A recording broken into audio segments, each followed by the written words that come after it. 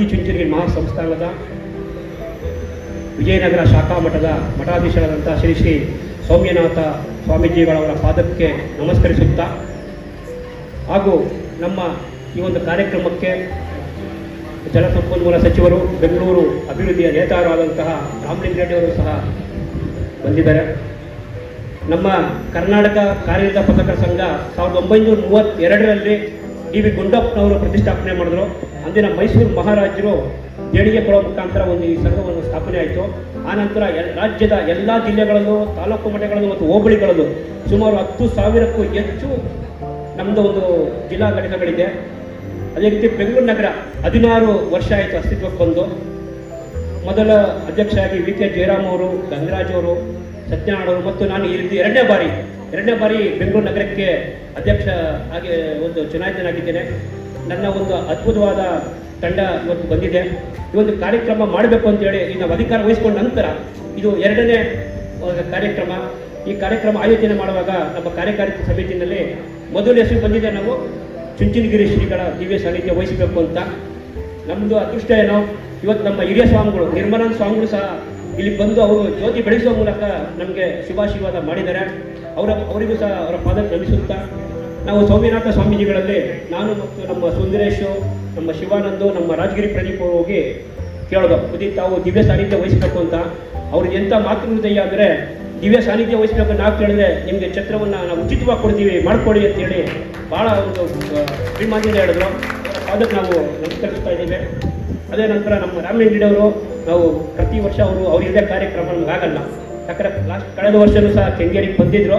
ಒಂದು ಸರಳ ಸಾದ ವ್ಯಕ್ತಿ.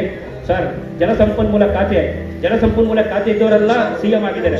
ವೀರೇಂದ್ರ ಪಾಟೀಲ್ ಆಗ್ಬೋದು, ನಿಜಲಿಂಗಪ್ಪ ಆಗ್ಬೋದು, ಮತ್ತು ದೇವೇಗೌಡರು ಆಗ್ಬೋದು, ರಾಮಕೃಷ್ಣ ಹೆಗಡೆ ಆಗ್ಬೋದು. ಅದೇ ರೀತಿ ಮುಂದಿನ ದಿನಗಳಲ್ಲಿ ಕಾಂಗ್ರೆಸ್ ಪಕ್ಷ ಅಧಿಕಾರಕ್ಕೆ ಬಂದರೆ ಜಲಸಂಪನ್ಮೂಲ ಖಾತೆ ಹೊಂದಿದ್ದೀರಾ, ನೀವು CM ಆಗಲಿ ಅಂತೇಳಿ ನಾವು ಹಾರೈಸ್ತೀವಿ. ಸೌಮ್ಯನಾಥ ಸ್ವಾಮೀಜಿಯವರೇ, ಹಾಗೆ ಸೋಮಶೇಖರ್ ರಾಜು ಅವರು, ರಾಜ್ಯಾಧ್ಯಕ್ಷರು, ರಾಷ್ಟ್ರಾಧ್ಯಕ್ಷರಾದ ಮಲ್ಲಿಕಾರ್ಜುನ್ ಅವರು, ರಾಜ್ಯಾಧ್ಯಕ್ಷರಾದ ಶ್ರೀ ಶಿವಾನಂದ ತಗಡೂರವರು, ಹಾಗೆ ಎಲ್ಲ ನಮ್ಮ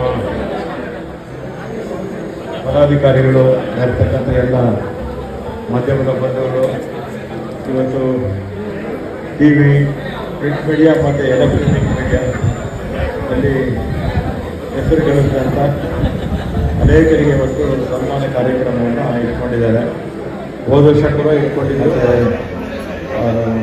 ಪತ್ರಿಕಾ ಕ್ಷೇತ್ರ ಹಿಂದೆ ಎಲ್ಲ ಭಾಳ ಕಡಿಮೆ ಇರ್ತಿತ್ತು. ನಾವೆಲ್ಲ ಓದುವಾಗ 2 ಪೇಪರ್ ಇದ್ದಿದ್ದು, ಪ್ರಜಾವಾಣಿ ಒಂದು, ಕನ್ನಡಪ್ರಭ ಒಂದು, ಸಂಯುಕ್ತ ಕರ್ನಾಟಕ ಇತ್ತಷ್ಟೇ. ಇಂಗ್ಲೀಷಲ್ಲಿ ಡೆಕ್ಕನ್ ಒಂದು, ಇಂಡಿಯನ್ ಎಕ್ಸ್ಪ್ರೆಸ್ ಇತ್ತು ಅನಿಸುತ್ತೆ. ಈಗ ಈವ್ನಿಂಗ್ ಪೇಪರ್ಸೇ 7-8 ಇದೆ, ಡೈಲಿ ಪೇಪರ್ಸು 10-15 ಇದೆ, ಇಂಗ್ಲೀಷ್ ಪೇಪರ್ಸು ಅಷ್ಟೇ ಸಂಖ್ಯೆಯಲ್ಲಿದೆ. ಅಂದರೆ ಕಾಂಪಿಟೇಷನ್ ಜಾಸ್ತಿ ಆಗಿದೆ, ಜನ ಜಾಸ್ತಿ ಆಗಿದ್ದಾರೆ, ಪತ್ರಿಕೋದ್ಯಮಿಗಳು ಕೂಡ ಜಾಸ್ತಿ ಆಗಿದ್ದಾರೆ. ಈ ಸರ್ವೈವ್ ಆಗಬೇಕಾದ್ರೆ ಪತ್ರಿಕೆ ಸತ್ಯಕ್ಕೆ ಹತ್ತಿರವಾಗಿರ್ತಕ್ಕಂಥ ವಿಚಾರಗಳನ್ನು ಎಲೆಕ್ಟ್ರಾನಿಕ್ ಮೀಡಿಯಾ ಇರ್ಬೋದು, ಪ್ರಿಂಟ್ ಮೀಡಿಯಾ ಇರ್ಬೋದು ಕೊಟ್ಟಾಗ ಮಾತ್ರ ಜನಕ್ಕೆ ನಂಬಿಕೆ ಬರುತ್ತೆ. ಅದರಿಂದ ತಾವೆಲ್ಲ ಕೂಡ ಅದನ್ನು ಜ್ಞಾಪಕ ಇಟ್ಕೊಂಡು ಸತ್ಯಕ್ಕೆ ಹತ್ತಿರವಾಗಿರ್ತಕ್ಕಂಥ ವಿಚಾರಗಳನ್ನು ತಿಳಿಸುವ ಪ್ರಯತ್ನ ತಾವು ಮಾಡಿ ಅಂತ ನಾನು ಈ ಸಂದರ್ಭದಲ್ಲಿ ನಮ್ಮ ಸೋಮಶೇಖರ್ ಹೋದ್ಸಲಿ ನಾನು ಕೆಂಗೇರಿಗೆ ಬಂದಾಗ ಒಂದು ಜಾಗ ಬೇಕು ಅಂತ ಹೇಳಿದರು. ನಾನೆಲ್ಲ CSI ಹುಡುಕಿ, ಇಲ್ಲಾಂದರೆ ಮಹಾನಗರ ಪಾಲಿಕೆ ಅವರನ್ನ ಒಂದು ಬಿಲ್ಡಿಂಗ್ ಹುಡುಕೋ ಬಗ್ಗೆ ನಾನು ಸಂಬಂಧಪಟ್ಟವ್ರ ಹತ್ರ ಮಾತಾಡ್ತೀನಿ ಅಂತ ಹೇಳಿದ್ದೆ ಅಲ್ವಾ. ಅದರಿಂದ ಇದರಲ್ಲಿ ಮರಿ ಇದೆ. ಯಾವುದಾದ್ರು ಮಹಾನಗರ ಪಾಲಿಕೆ ವ್ಯಾಪ್ತಿಯಲ್ಲಿ ಯಾವುದಾದ್ರು ಒಂದು ಕನ್ನಡ ಹೇಳಿದರೆ ನಾನು ಮುಖ್ಯಮಂತ್ರಿಗಳಿಗೆ ಹೇಳಿ ನಾನು ಮಾಡಿಸ್ಕೊಡ್ತೀನಿ. ಮತ್ತು ಎಲ್ಲಾದರೂ CSI ಎಲ್ಲನೇ ಇದ್ದರೆ ಅಪ್ಲಿಕೇಶನ್ ಹಾಕಿ ನಾನು ಮಾಡಿಸ್ಕೊಡ್ತೀನಿ. CSI ಹಾಕಿದ್ರೆ ದೂರ ಆಗಿಬಿಡುತ್ತೆ. ನಗರದ ಮಧ್ಯದಲ್ಲೇ ಯಾವುದಾದ್ರು ನಿಮ್ಗೆ ಜಾಗ ಸಿಗುತ್ತೆ, ಹುಡುಗರು ಸಿಗುತ್ತೆ. ನಾನು ನಮ್ಮ ಮುಖ್ಯಮಂತ್ರಿಗಳಿಗೆ ಹೇಳಿ ಖಂಡಿತ ಮಾಡಿಸ್ಕೊಡ್ತೀನಿ ಅಂತೇಳಿ ಎಲ್ಲರಿಗೂ ಧನ್ಯವಾದಗಳು ಹೇಳಿ ಎಲ್ಲ ಕಾರ್ಯಕ್ರಮವನ್ನು ಭಾಳ ಅಚ್ಚುಕಟ್ಟಾಗಿ ಮಾಡುವಂಥ ನಮ್ಮ ಸೋಮಶೇಖರ್ ರಾಜು ಅವರು ಮತ್ತು ಅವರ ಎಲ್ಲ ಸ್ನೇಹಿತರಿಗೆ, ಮತ್ತು ರಾಜ್ಯಾಧ್ಯಕ್ಷರಾದ ಶಿವಾನಂದ ತಗಡೂರು ಅವರು ಬಂದಿದ್ದಾರೆ, ರಾಷ್ಟ್ರಾಧ್ಯಕ್ಷರಾದ ಮಲ್ಲಿಕಾರ್ಜುನ್ ಅವರು ಬಂದಿದ್ದಾರೆ, ಮತ್ತು ಅವರೆಲ್ಲ ಇದು ಕಾರ್ಯಕ್ರಮವನ್ನು ನಡೆಸ್ಕೊಳ್ತಾರೆ. ಸ್ವಾಮೀಜಿಯವರ ಆಶೀರ್ವಾದದಿಂದ ನಿಮ್ಮ ಕಾರ್ಯಕ್ರಮ ಚೆನ್ನಾಗಾಗಲಿ ಅಂತೇಳಿ ನನಗೆ ಬೇರೆ ಕಾರ್ಯಕ್ರಮ ಇದೆ. ಎಲ್ಲರಿಗೂ ಧನ್ಯವಾದ. ಸೂತ್ರಗಳು ಸಾರಿ ಪ್ರಸ್ಥಾನತ್ರಯ ಅಂತ ಕೇಳಿದರೆ ಪ್ರಸ್ಥಾನ ಅಂತಂದರೆ ದಾರಿ ಅಂತ. It is the path towards the ultimate knowledge to get the emancipation. ಮುಕ್ತಿನ ಪಡೆಯಲಿಕ್ಕೆ ಇರ್ತಕ್ಕಂಥ 3 ದಾರಿಗಳು ನಮ್ಮ ಒಂದು ಪರಂಪರೆಯಲ್ಲಿ. ಒಂದು ಬ್ರಹ್ಮಸೂತ್ರಗಳು, ಇನ್ನೊಂದು ಭಗವದ್ಗೀತೆ ಮತ್ತು ಉಪನಿಷತ್ತು.